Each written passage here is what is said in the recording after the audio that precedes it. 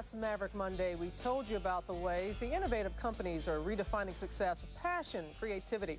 It's all based on the new book, Mavericks at Work, Why the Most Original Minds in Business Succeed. We received hundreds, I mean hundreds, of emails from you telling us about your business ideas. And let me tell you, you really wowed us and our guests, authors Bill Taylor and Polly LaBarre. They're here to give our viewers a little advice. It's good to have you back again. Thanks for having us back. Thanks for having us. Can we hear it for our viewers? Were they some really creative ideas? It's amazing how much creativity and energy and passion there is out there. And if you just give folks a platform to express it, you see what happens. So it's really pretty darn impressive. Very impressive. And so one of our Maverick viewers, and it was something that kind of goes along with what you were talking about, Polly, about finding your passion, clothing for pregnant women. It's one of the core ideas that you have to start with a distinct sense of purpose and passion. You can't just chase a market opportunity. You've got to look for an opportunity to make a real impact. So Carrie here, the entrepreneur, has not just a company to build, but a cause to advance in the world. And the BINSI skirt, this birthing skirt, it's not just a fashion statement. It's actually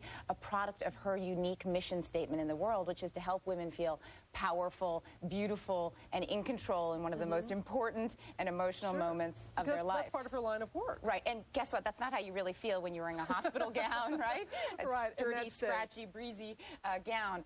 Our one piece of advice to Carrie is this is a very appealing product for mothers to be. She needs to work on appealing to the nurses and midwives and doctors, the medical professionals who can become her real allies and evangelists. The way to do that is to show that she's not just out to make money, she's out to make a difference. Yeah, have a purpose behind it. All right, moving on, because, again, these are some great ideas. Bill, this tray right here, it's not just any old tray. Well, first of all, the story behind the tray is kind of amazing. Ashley has got a full-time job.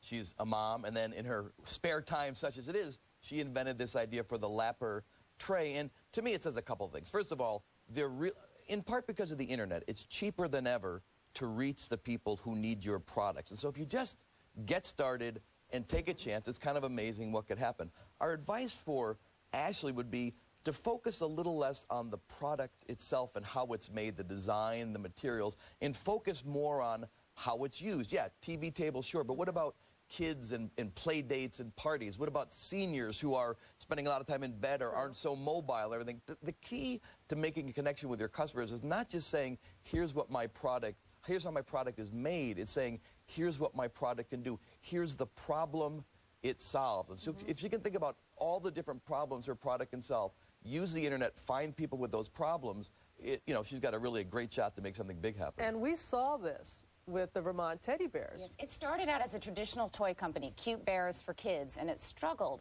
The new CEO came in with the same idea, reinvent the company not around the product but around a very specific problem, how to help basically clueless guys figure out how to give gifts to women.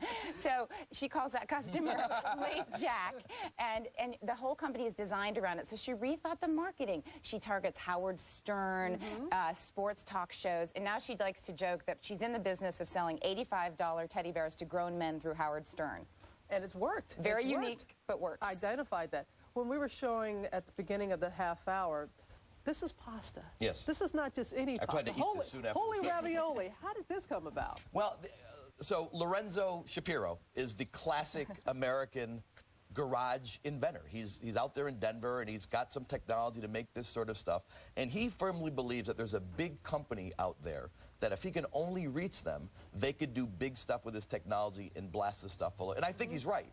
The mistake he's making is he's being very linear, he's being very rational, he's making a list of all the companies that should want his technology and then trying to reach him. That's not quite how you do it anymore. The new world of innovation is make yourself part of various innovation networks where companies with problems are looking for people with solutions. The old idea was, I got a cool technology, you should use it. The new idea is you're a company, you say, I've got a problem, I wonder if anybody has solved it. So there are companies out there, 9 Sigma, Innocentive, the Big Idea Group, who specialize in connecting people like Lorenzo with big companies who are in search of solutions. With Pringles here, because that's been around forever, but then somebody had the idea of printing a little message on it, and it took off again. Perfect story. Well, this is some inspiration for Lorenzo. Someone at Procter & Gamble had the idea to print on Pringles movie factoids, trivia. It was a great idea to energize the brand, but P&G didn't know how to do it. Instead of sending 20 of its engineers out to figure out how to do it, it tapped one of these innovation networks Bill just talked about, scoured the world. In a few months, they came up with a baker in Bologna, Italy, someone who's the best in the world at using edible dyes to decorate pastries and cakes.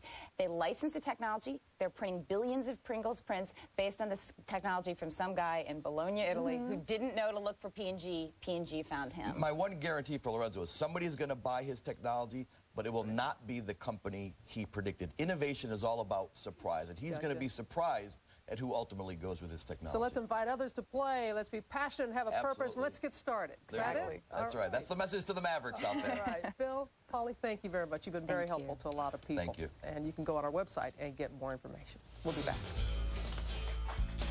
Good morning, America's Mavericks.